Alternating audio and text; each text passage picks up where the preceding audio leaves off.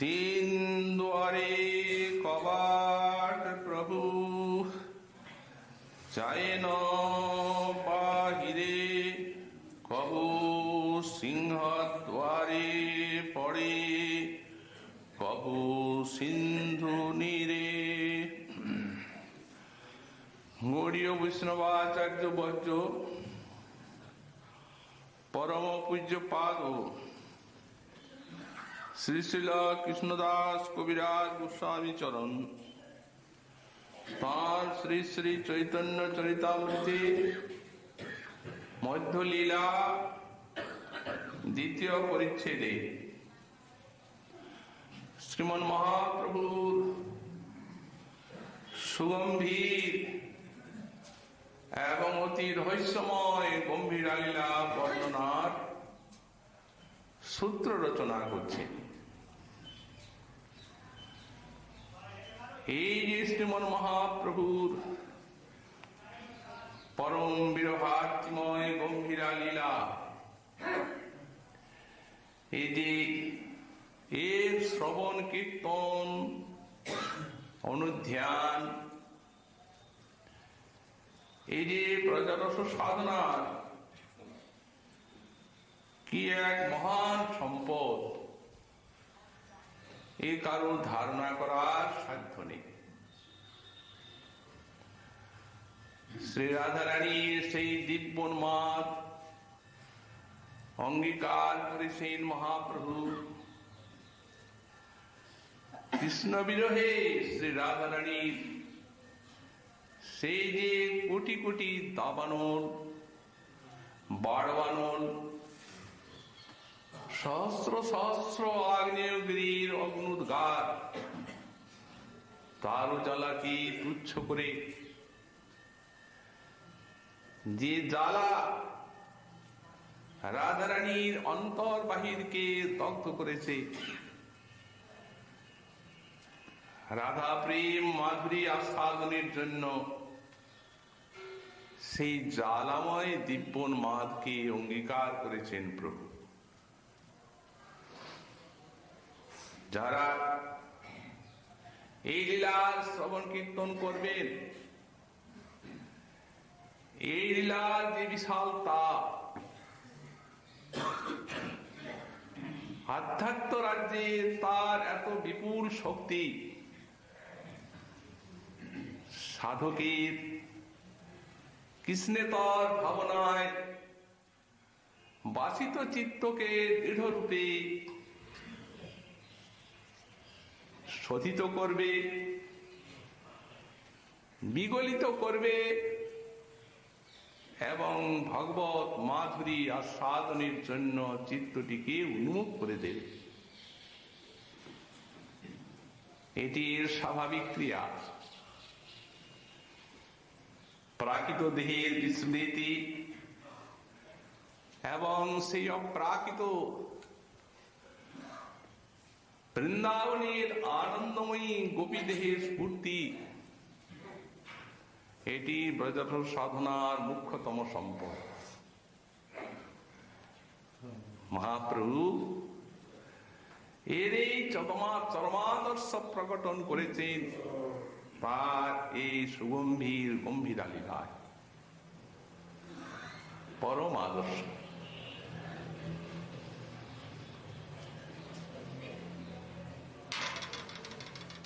এই জন্যই এই সবজন মাধুরী তিনি প্রকটন করবেন, আর স্বয়ং শ্রী রাধারানীর ভাব মাধুরী আস্বাদন করবেন। এই জন্যই তার এই কল্যাণময় অবতার। এই দুইটি উদ্দেশ্য, একটা মুখ্য, একটি আনুষঙ্গিক। রাধারানীর সেই বিশাল প্রেম সম্পদকে হৃদয় ভান্ডারে নিয়ে অবতীর্ণ হয়েছেন প্রভু। আপনি করি আস্বাদনে শিখাইল ভক্তগণে প্রেম চিন্তা মনির প্রভু ধনী। যিনি ধনী, মহাধনী, তিনি অন্যকে ধনী করতে পারেন। দিন দুঃখী দরিদ্র নিঃস্ব তাদেরকে তো মহাধনী ধনী করবেন। এই কলির জীব আধ্যাত্মিক সাধন ব্যাপারে সর্বতোপ্রকারে নিঃস্ব, কিছুই সম্বল নেই তাদের। শ্রীমান মহাপ্রভু সেই কলিহত জীবকে সর্বোৎকৃষ্ট এই বজ্ররস সাধনার অধিকার দান করেছে, সেই সম্পত্তিও দিয়েছে। তিনি জানিয়েছেন যে একাগ্র ধ্যান ধারণা অভিষ্টিত এটি ব্রজরস সাধনার মুখ্যতম উপায়। যখন সাধক প্রাকৃত দেহকে ভুলে যায়, সেই অপ্রাকৃত শ্রী বৃন্দাবনের আনন্দময়ী গোপিকা দেহ চিন্তা করতে করতে, ধ্যান করতে করতে ধীরে ধীরে এই বিশ্বের দৃশ্য তার সম্মুখ থেকে অন্তরালে সরে যায়। মায়াময় প্রপঞ্চ তখন তার ইন্দ্রজালীর মতো অলীক এবং মিথ্যা বলে মনে হয়। সম্মুখে তার পরিবর্তে ফুটে উঠে সেই বৃন্দাবনীয় রসমাধুরী, শ্রী শ্রী রাধা মাধবের অপূর্ব লীলা রসমাধুরী আস্বাদন করে সাধক আত্মা চিরতরে কৃতার্থ হয়ে যান। এই তারই মুখ্য আলোকবর্তিকা এই গম্ভীরা লীলা, সুগম্ভীর গম্ভীরা লীলা। আর তেমনি মহাকবি শিল কৃষ্ণদাস কবিরাজ গোস্বামীপাদ কি অপূর্ব বর্ণনার পরিপাটি সূত্র রচনা করছে, কি অভূতপূর্ব বাগ্মিতা। তার সংক্ষেপে বহুল বিষয়কে প্রকাশ করা, এটি তো সূত্রের কার্য। স্বল্পাক্ষরম সন্দিগ্ধম সারবৎ বিশ্বতোমুখম। আর এই সারবৎ বিশ্বতোমুখম এবং উস্তভম অনবদ্যঞ্চ সূত্রং সূত্র বিদু সূত্র বিদু বিদু। যারা সূত্র জানেন, স্কন্দ পুরাণ বলেন, তারা বলেন সূত্র কাকে বলা হয়? সারবৎ মানে অল্পাক্ষর, অল্প অক্ষর, বহু ভাববদ্ধতার ভিতরে কথা, এবং অসন্দিগ্ধম, তাতে যেন কারো সন্দেহ না থাকে, নিঃসন্দেহ বাণী বাঁচা সকলে। আর সার উত্তম, সার গল্প কথা বাঁচায়। বিশ্বতোমুখম, সর্বতোমুখ বাণী বাঁচায়। তবে সূত্র হবে, যেমন ব্যাসদেব সূত্র রচনা করেছেন বেদান্তে।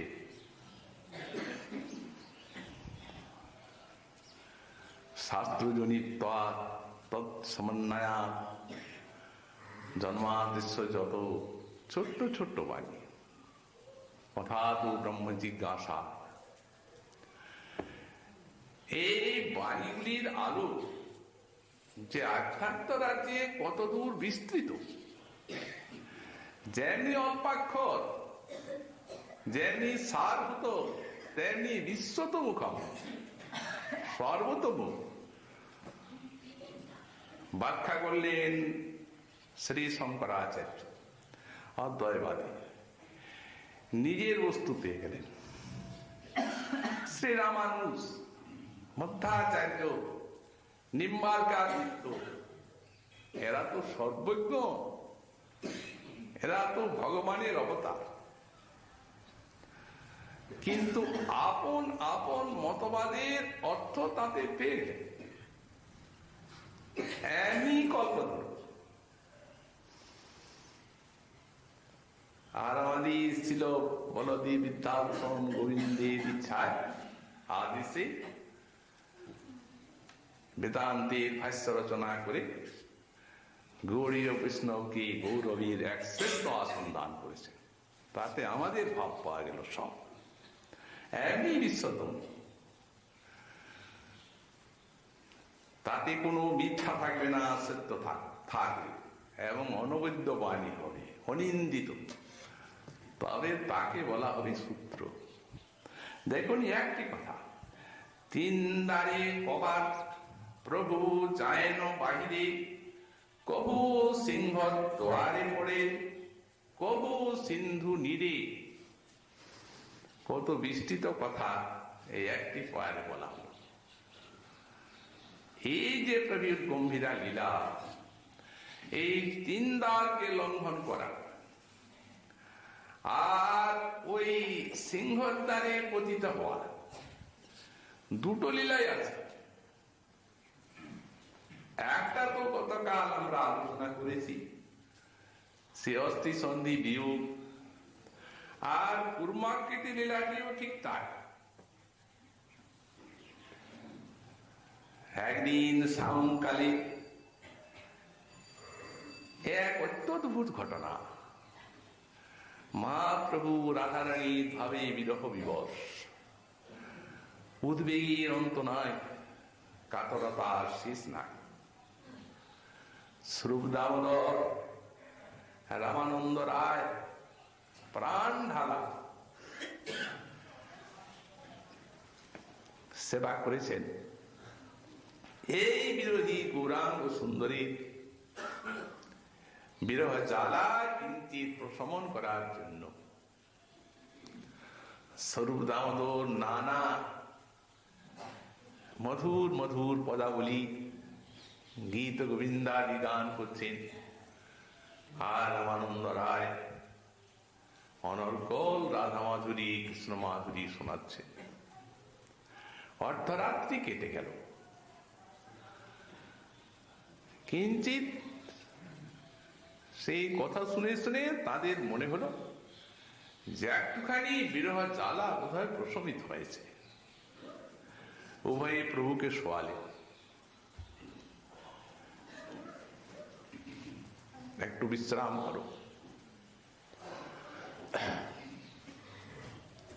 রামরায় তো নিজের ভবনে চলে গেলেন। স্বরূপ দামোদর তিনিও আপন কক্ষে যেয়ে শয়ন করলেন। শুয়ে আছেন গোবিন্দ গম্ভীরার দ্বারে। ভিতরে মহাপ্রভু অনুরোধে শয়ন তো করেছেন, কিন্তু স্থির হতে পারছেন না, এত উদ্বেগ। নাম কীর্তন করছেন খুব উচ্চ কণ্ঠে, কৃষ্ণ নাম। গোবিন্দ শুয়ে আছেন নিকটে।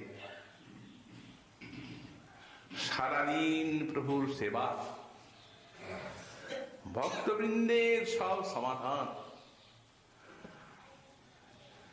আলস্যে নিদ্রায় গা এলিয়ে আসছে, কিন্তু ঘুমাবেন কি করে?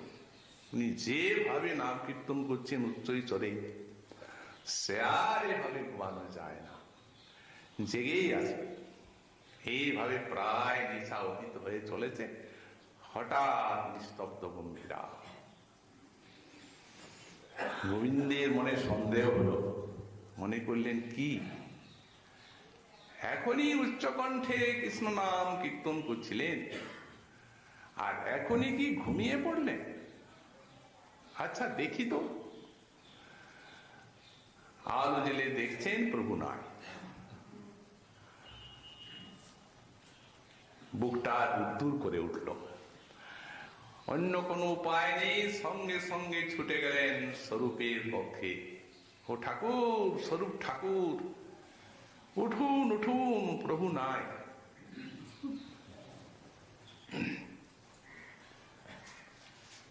এই সময়টি তাদের মনে এত আশঙ্কা, না জানি কখন কি ব্যাপার ঘটে। স্বরূপের মাথায় যেন বাজ পড়ল, কি হলো, কোথায় গেলেন আবার? বেরিয়ে এলেন সেই রূপেই সব চারদিকে, কাশী মিশ্রাবাসীর সব খুঁজলেন, কোথাও পাওয়া গেল না। সেই রূপ তিন দ্বারে কপাট, উচ্চ দেওয়াল, লঙ্ঘন করে চলে গেছে। কপাট উন্মোচন করলেন, বাইরে রাজপথে এলেন, পাতি নিয়ে খুঁজে বেড়াচ্ছেন কোথায় গৌরাঙ্গ সুন্দর। খুঁজতে খুঁজতে সেই সিংহদ্বার, সিংহদ্বারে এসে উপস্থিত হয়েছেন। দেখছেন কতগুলো কালিঙ্গি গাভী সেখানে বাঁধা থাকত। সেইখানে দেখছেন গাভীগুলো চারদিকে ঘিরে, আর কি একটা বস্তুকে এমন আখ্যান করছে। প্রভুর সেই অমৃত মধুর অঙ্গের আখ্যান পেয়েছে তারা, বিমত্ত হয়ে আছে যেন। সেইখানে গেছেন তারা, দেখছেন মুখখানা উজ্জ্বল।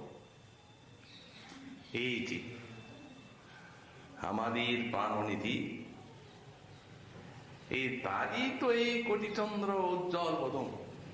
চিনতে পারলেন, নিকটে গেলেন, গাভীকে সরাচ্ছেন, তারা সত্যি চায় না।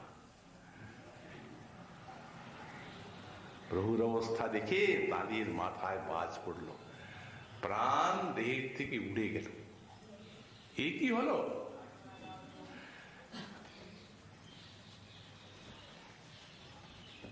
কোথায় প্রভুর সেই আজানুলম্বিত বাহু, কোথায় তার সেই বিশাল চরণ যুগল, সেই অধ শাখা?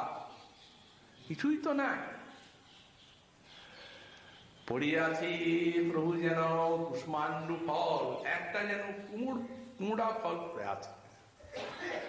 কুর্মাকৃতি অনুভব, অস্থি সন্ধি গুলো নরম হয়ে গেছে, অস্থি গুলোই নরম হয়ে গেছে। যেমন অস্থি সন্ধি বিয়োগ, আর এটি সংকোচন, ওটা প্রসারণ আর সংকোচন। চিন্ময় বিগ্রহ, প্রেমের বিগ্রহ। অতএব এ তো প্রাকৃত দেহের কোন নিয়মাধীন নয়। অস্থিগুলি সংকুচিত হতে হতে একবারে কুর্মের আকৃতি। কুর্মটি হাসছে, সেই সময়ে যদি তাকে স্পর্শ করা যায়, ঠোকর দেওয়া যায়, সঙ্গে সঙ্গে হাত পা গুলো গুটিয়ে দেবে। ঠিক সেই রকম একমাত্র উপায় স্বরূপ জানেন উচ্চস্বরে কৃষ্ণ নাম কীর্তন করা প্রভুর কানে। করতে লাগলেন, অনেকক্ষণ হলো, সসার চেতনা এলো না। তখন কি করবেন? সকলে মিলে সেই অবস্থায় প্রভুকে ধরাধরি করে আর নিয়ে গেলেন গম্ভীরায়। সেখানে যে আবার সেই কানে কৃষ্ণ কীর্তন, অনেকক্ষণ এই রূপ কীর্তন করতে করতে হুঙ্কার করে উঠলেন হরিবোল বলে। সঙ্গে সঙ্গে হস্তপদ যেমন ছিল সেই রূপ বেরিয়ে গেল,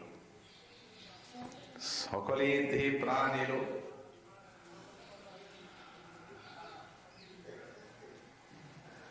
প্রভু চারদিকে তাকাচ্ছেন, যেটা দেখতে চান সেটা যেন দেখতে পাচ্ছেন না। স্বরূপকে বলছেন, বেণুধ্বনি শুনি আমি আগি গেনু বৃন্দাবন, দেখি তাহার বেণু বাজায় ব্রজেন্দ্র নন্দন। সংকেত বেণু নাদি রাধা আরি কুঞ্জ ভরে, কুঞ্জেরে চলিলা কৃষ্ণ ক্রীড়া করিবারি।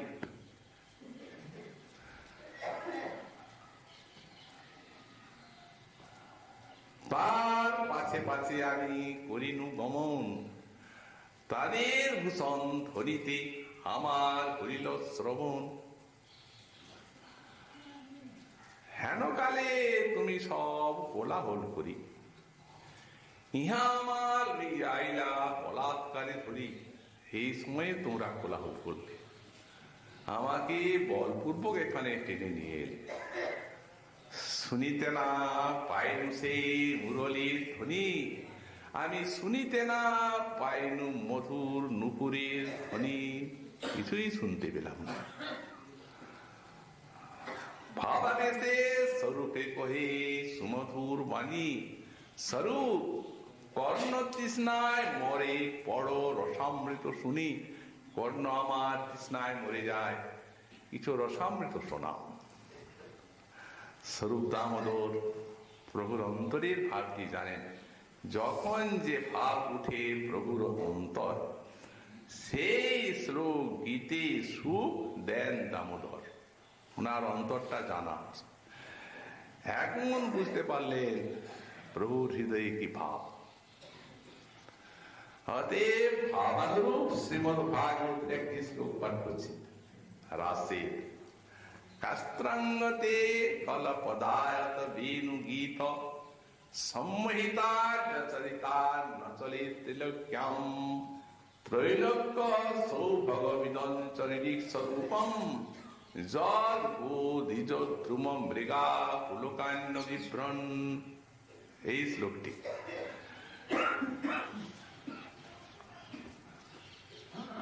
গোপিকাগণকে উপেক্ষা বাণী বলছেন রাশি সমাগতা, যাও যাও সব গৃহে ফিরে যাও। কুলবধূ বালা গৃহত্যাগ করে রজনীতে এই অরণ্যে এসেছেন। অতএব যাও, এই অপপত্য কুল স্ত্রীগণের অতি নিন্দনীয় গৃহে যাও, অতি সেবা করো। তখন গোপিকাগণ যে বাণী বলেছেন, কাস্ত্রঙ্গতি কলপদায়ত বেণু গীত, সম্মোহিতা চরিতা নচলে ত্রিলোক্যম। সেই বেণুগীত এবং বেণুগীতের যে আকর্ষণ মহাপুর হৃদয়ে, এই শ্লোকটি শুনে তার স্রোত বেরিয়ে গেল, প্রলাপ হইল গোপী ভাবাবেশ। তখন হইল রাশি পরবেশ, রাশি প্রবিষ্ট হয়ে গেলেন। শুনি কৃষ্ণের উপেক্ষা বচন, রোষে কৃষ্ণের দেন উলাহন। ক্রোধ হলো, কৃষ্ণকে তখন উলাহন দিচ্ছেন, গাল দিচ্ছেন। নাগর কহ তুমি করিয়া নিশ্চয়, এই জগত হরি আছে যত যোগ্যা নারী, বলো তোমার এই বেণু কাহানা কর্ষয়। হইলে যত বেণুধ্বনি সিদ্ধ মন্ত্রাদি যোগিনী, দ্যুতি হইয়া মহিনারীর মন। এই বেণুধ্বনি যেন সিদ্ধ মন্ত্রাদি যোগিনী, কোন আকর্ষক বিদ্যায় সিদ্ধি লাভ করেছেন যে এক মহাযোগিনী, তাকে যদি দ্যুতি করা যায়, কোন নায়িকাকে আকর্ষণ করার জন্য, তাহলে কি আর নায়িকার কোন উপায় থাকে? তো এই সিদ্ধ মন্ত্রাদি যোগিনীর মতো এই মুরলীর ধ্বনি দ্যুতি হইয়া হরে নারীর মন, মোহৎকণ্ঠা বাড়াইয়া আর্যপদ ছাড়াইয়া আনি তোমায় করে সমর্পণ। ধর্ম ছাড়াও বেণুদ্বারে, হানো কটাক্ষ কাম সরে, লজ্জা ধর্ম সকলি ছাড়াও। হেবে আমায় করি রোষ, কহ পতিত ত্যাগে দোষ, কিবা ধার্মিক হইয়া ধর্ম শিখাও। ভিতরে এক, বাইরে এই সব ছোট পরিপাট।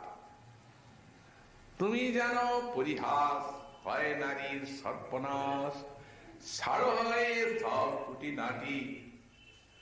এই বেণুনাথ অমৃত বলে, আর অমৃত সম মিঠা বলে, অমৃত সমান ভূষণ সিঞ্জিত। এই তিন অমৃতে হরে কান, হরে নারীর মন প্রাণ, বলো কেমন নারী পরিবেক্ষিত।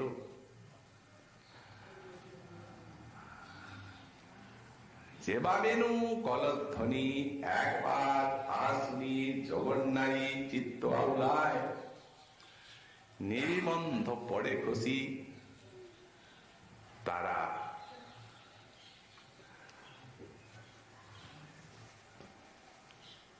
বাউলি হইয়া কৃষ্ণ পাশে থায়। ওহে তুমি বলছো পতিব্রতা, এই পার্থিবত ধর্মকে রক্ষা করো গিয়া, কিন্তু তুমি জানো না তোমার এই বেণুনাদের কি প্রভাব। আচ্ছা, বৈকুণ্ঠের কমলার থেকে তো কেউ পতিব্রতা নেই, তিনি তো পতিব্রতা চরম আদর্শ।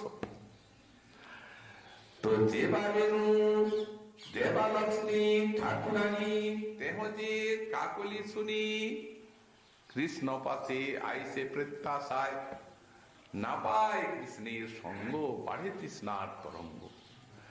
তপ করে তবু নাহি পায়, কমলা তো পাচ্ছেন না, তাকেও তো আকর্ষণ করলো তোমার। তখন আমরা গোপ জাতি, সাধারণ গোপী, এই তোমার সঙ্গে সঙ্গে এইখানে বেড়েছি, তোমাকে আজীবন দেখছি, তুমিও গোপ আমরাও গোপ জাতি, সুতরাং আমাদের যে আকর্ষণ এ তো কিছু বিচিত্র নয়, স্বাভাবিক। বলতে বলতে শ্রীমন মহাপ্রভুর রাধারানীর ভাবে এসে ভাব সম্মর্দ উপস্থিত হল। এই যে ভাব, ভাবের যে ক্রিয়া, এগুলি বুঝতে গেলে এর চারটি প্রকার আছে। একটি হচ্ছে ভাবোদয়, একটি হচ্ছে ভাব সন্ধি, আর একটি হচ্ছে ভাব সাবল্য, আর একটির নাম হচ্ছে ভাব শান্তি। এই যে মহাভাব সিন্ধুতে তরঙ্গগুলি উঠছে, রাধারানীর দিব্যন্মাদ সিন্ধুতে যে সঞ্চারী ভাবে তরঙ্গগুলো উঠছে, সেগুলি চারটি প্রকার। একটা কোনো ভাব উঠলো তরঙ্গের মতো, তখন তাকে বলা হবে ভাবোদয়। একটা ভাবের সঙ্গে আর একটা ভাব মিলল, তখন সেটিকে বলা হবে ভাব সন্ধি। আজ যখন অনেকগুলো ভাবের এক জায়গায় সমর্থন হলো, তখন তার নাম হবে ভাব সাবল্য। আর ওই যে ভাব উঠল, সেই ভাবটি যখন স্থায়ী ভাব সিন্ধুতে মিলে যাবে তরঙ্গটা, তখন তার নাম হবে ভাব শান্তি। ভাবোদয় হলো এই প্রবল উৎকণ্ঠা, তারপরে ওই প্রলাপ করতে করতে ভাব সাবল্য এসে কতগুলি ভাবে সমর্থ হয়ে গেল। উৎকণ্ঠা, সেই সঙ্গে মতি, ব্যাকুলতা ইত্যাদি অনেকগুলো ভাব মিলে আর পরস্পরে মর্তিত হলো। তখন মনে মনে চিন্তা করছেন যে একটা উপায় আছে, দেখি এই উপায়ে কৃষ্ণ আশা ছাড়ি দিয়ে, এই আশা ছাড়িলে সুখী হয় না। যদি কৃষ্ণের আশা ছাড়তে পারা যায়, তাহলে মন আমার সুখী হবে। তাই কৃষ্ণের আশা ছাড়তে হবে। এই বলতেই মতি ভাবে উদয়, এই পিঙ্গলা বচন স্মৃতি করাইল ভাব মতি। মতি তখন পিঙ্গলা বচনের স্মৃতি এনে দিল। বিদেহ নগরে ভাগবতে দেখা যায়, এই পিঙ্গলা নামক বারাঙ্গনা, সে তার দেশে কে তার দিকে আসবে সেই অনেক রাত্রি পর্যন্ত দেখছে, কেউ এলো না। তখন কান্তাসাকে ত্যাগ করে সেই পিঙ্গলা, সুখং সুস্বাব পিঙ্গলা, আশাহি পরমং দুঃখম নৈরাশ্যং পরমং সুখম, এইটি এই উক্তি সেই পিঙ্গলা। আশাই হচ্ছে দুঃখ, নৈরাশ্যই হচ্ছে সুখ। অতএব কৃষ্ণ আশা ছেড়ে দাও। রাধারানী সতীরথকে বলছেন, ছাড়ি কৃষ্ণ কথা অধন্য, অন্য কথা ধন্য, যাতে কৃষ্ণের হয় বিস্মরণ। রাধারানীর বাণী সেই লীলাসুখে স্ফূর্তি হলো, একটি শ্লোক পাঠ করলেন।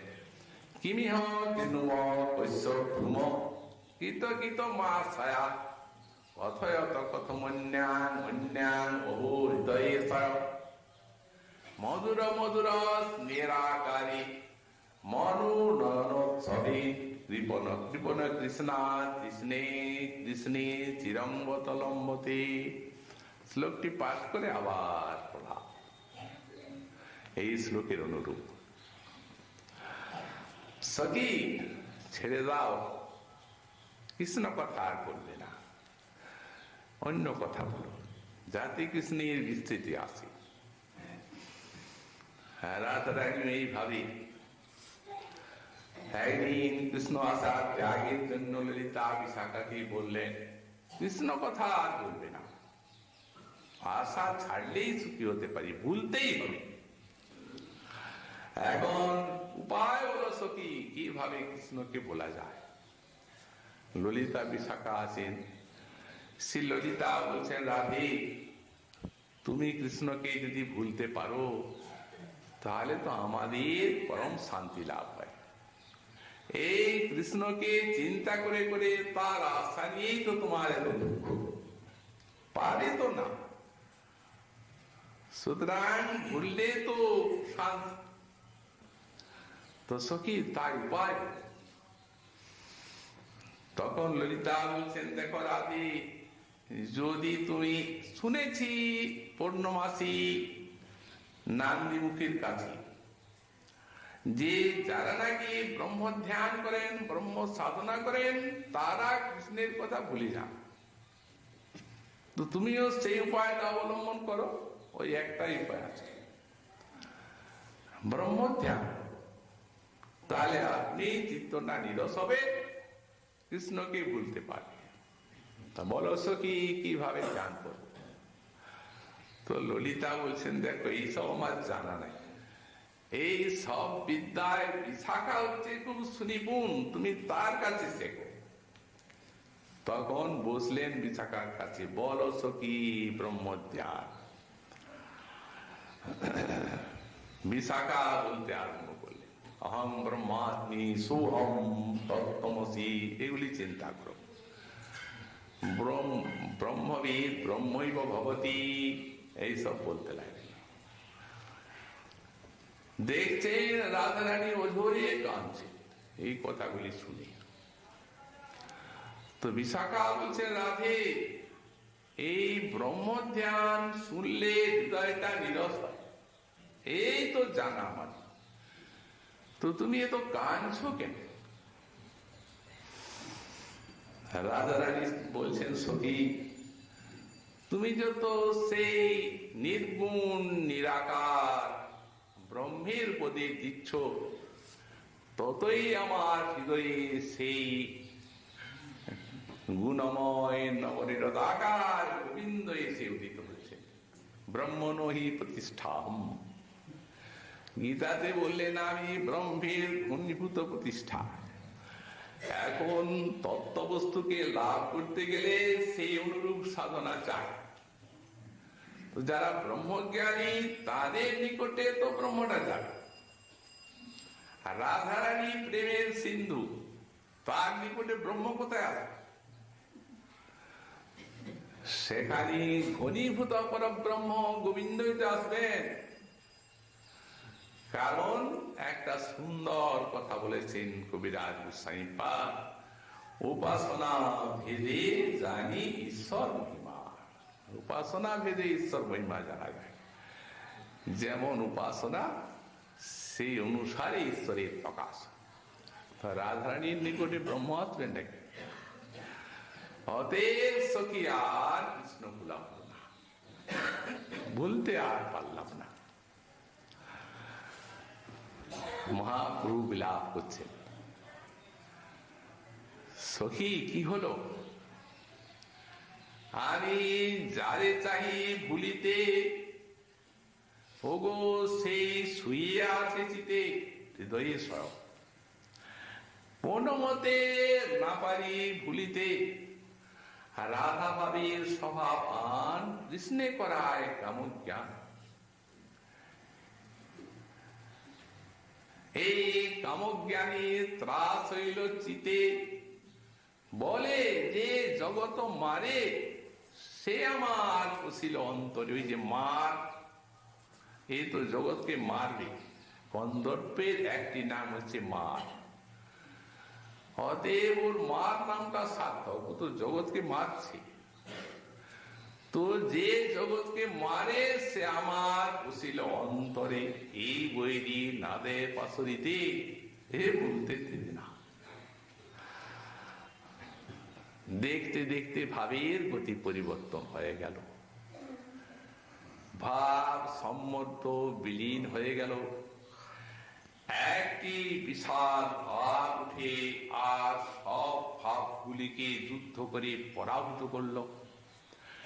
যেমন কোন সম্রাট যুদ্ধে বিপক্ষকে পরাভূত করে আর নিজের সাম্রাজ্য বিস্তার করে থাকে, তেমনি এই অচ্যুক্তরূপ সম্রাট এই দ্বিতীয় ভাব শূন্যে উৎকণ্ঠা, কৃষ্ণ প্রাপ্তির লালসা, ব্যাকুলতা, আবেগ,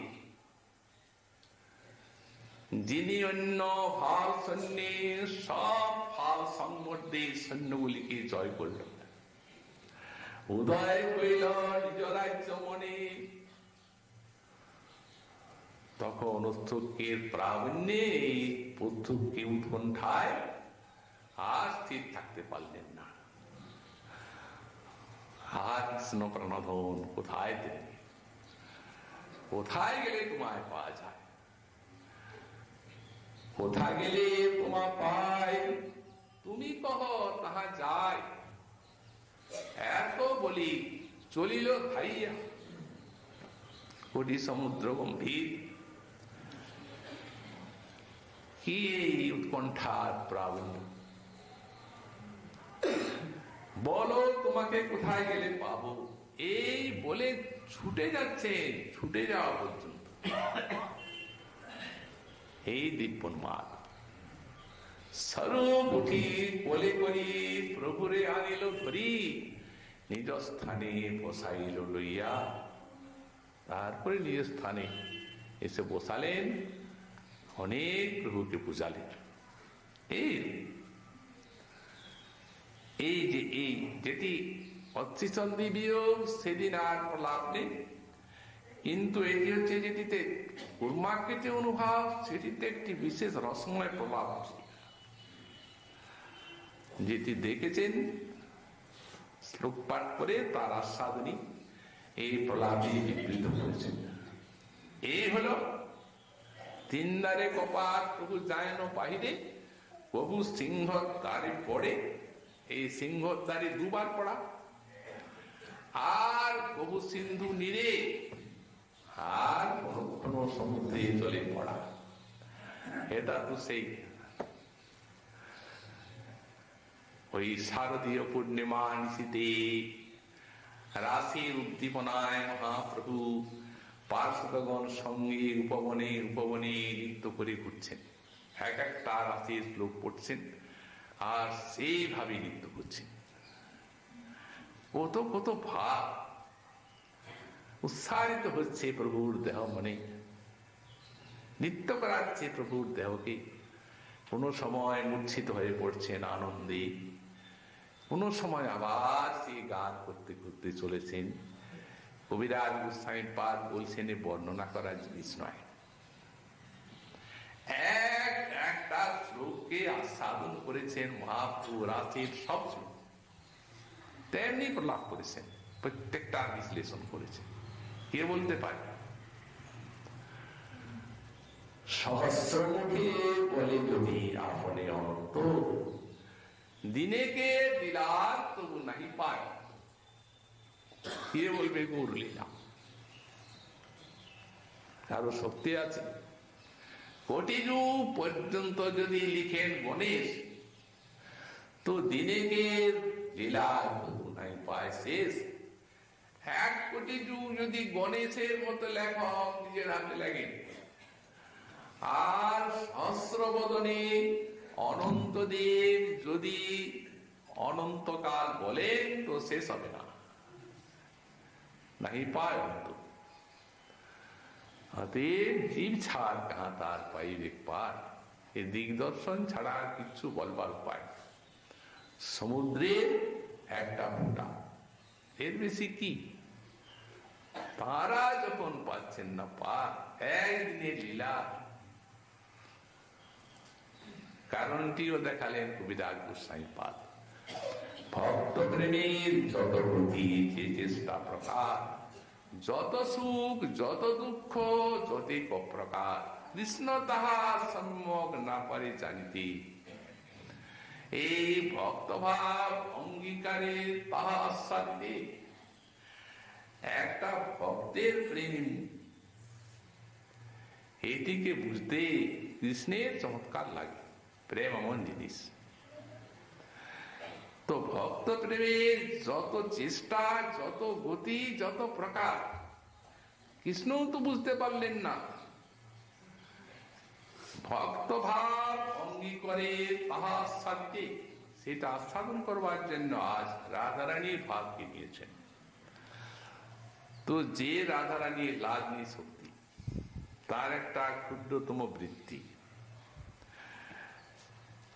মানে রাধার তো দুই প্রকারের স্থিতি, একটা মূর্ত, একটা অমূর্ত। তো শক্তি তো অমূর্তই থাকে। যার যে শক্তি, তার তো কোনো মূর্তি নেই, কিন্তু ওখানে তো চিৎ শক্তি, ওখানে তো জড় শক্তি নয় জগতের মতো।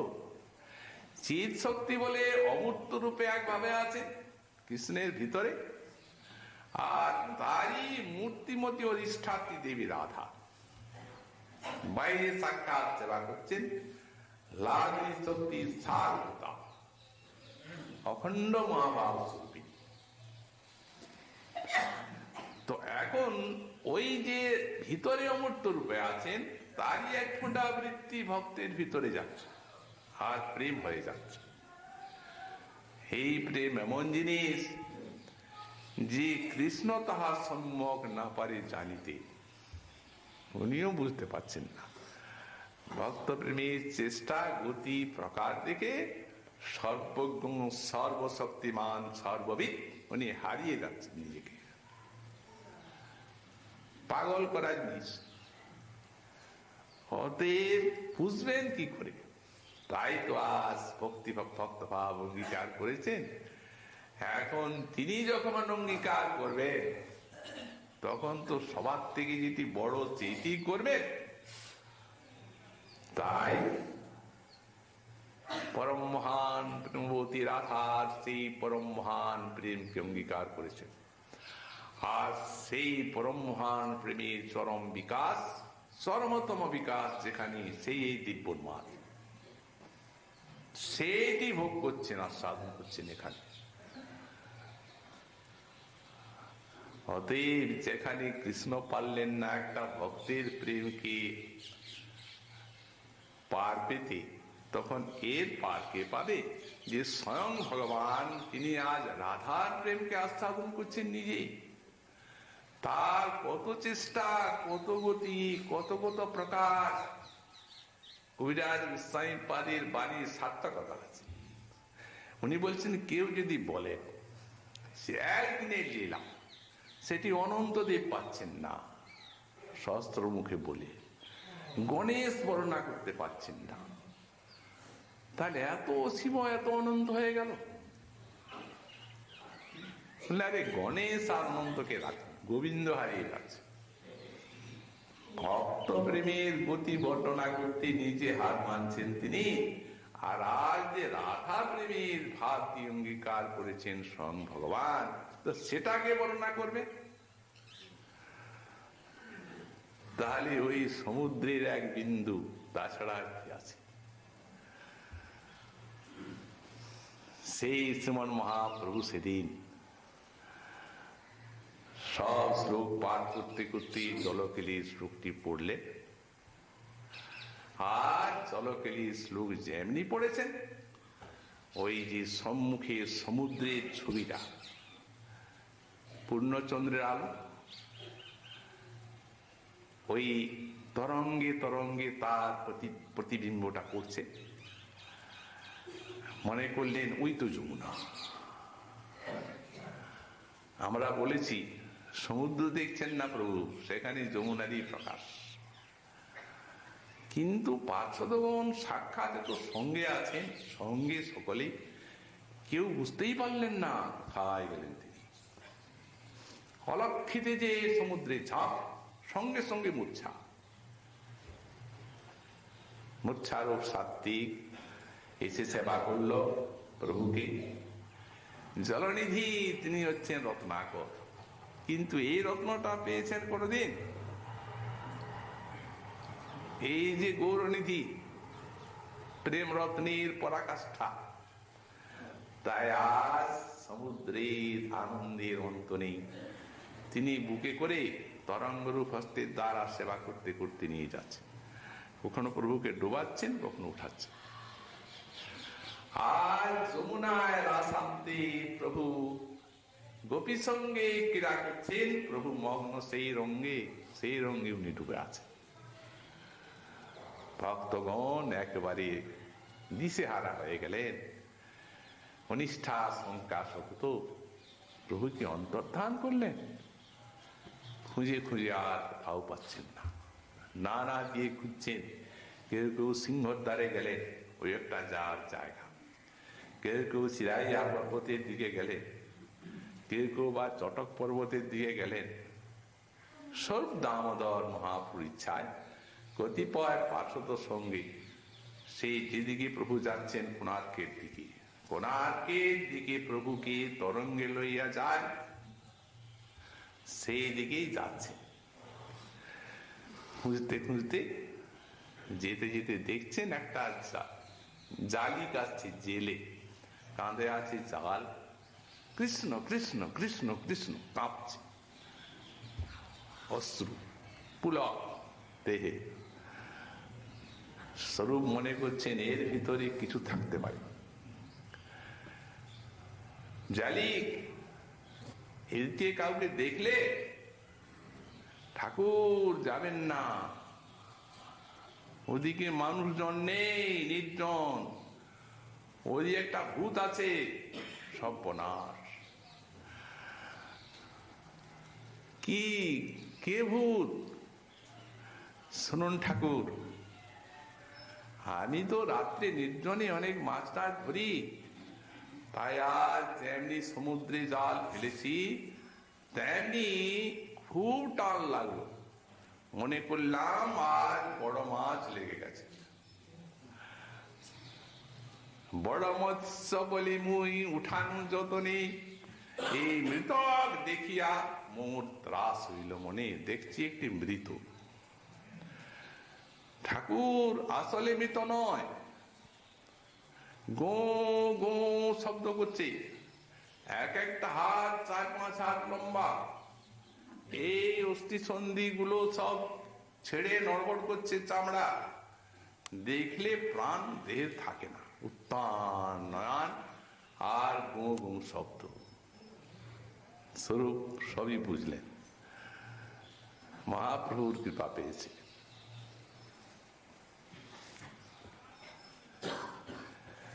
কোথায় যাবে ঠাকুর? এই দেখুন, এই রাত্রে মাছ ধরি, কোন সময় ভূত প্রেতের ভয়ে নিশ্চিঙ্গ নাম করি, তো নিশ্চিঙ্গ নাম করলে আর ভূত লাগে না, কিন্তু নিশ্চিঙ্গ নামে এই ভূত লাগবে দ্বিগুণে। নিশ্চিঙ্গ তো বলবারই উপায় নাই, আরো ডবল করে ঘাড়ে ধরছে ভূত। অতএব ঠাকুর এখন ওঝার কাছে যাচ্ছি, ভূতের ওঝা। আমি মহিলে কইছে আমার দিদের স্ত্রী পুত, আমি মরলে আমার স্ত্রী এবং ছেলেপুলে গুলো মরে যাবে, তাদের আর কোনো আধার নাই ঠাকুর, তাই যাচ্ছি ওঝার কাছে। স্বরূপ বলছেন ওই ভূতের ওঝা পাবে না, ওই ভূতের বড় ওঝা আমি। তাই নাকি? আমি ভূত ছাড়াচ্ছি এখনই, দেখো। মাথাটায় হাত দিলেন, বিড়বিড় করে কিছু বলছেন, মন্ত্র পাঠ করছেন, এমনি বলছেন কিছু। জালিক দেখছে যে এই মন্ত্র পড়ছে, ওঝা 3টা থাপ্পড় লাগিয়ে দিলেন। যাও, ভূত পালিয়ে গেছে। 3 থাপড় মারি কহে ভূত পলাইল। যেমনি ভূত পালিয়ে গেল বললেন, তেমনি কিছুটা স্থির হলো সেই জেলে। এক তো ভয় জন্মেছিল, ভূতের ভয়, আর প্রভু স্পর্শে তো প্রেম এসেই গেছে, তো ভয়টা গেল, প্রেমটা থাকলো। তখন সুস্থির হয়ে, আর যখন ভয় গেল, সেই প্রেমানন্দের অনুভূতি জাগছে অন্তরে, তখন স্বরূপ সেইটি দেখে বলছে, জালি তুমি যারে করভূত জ্ঞান, সে ভূত নহে, সে শ্রীকৃষ্ণ চৈতন্য ভগবান।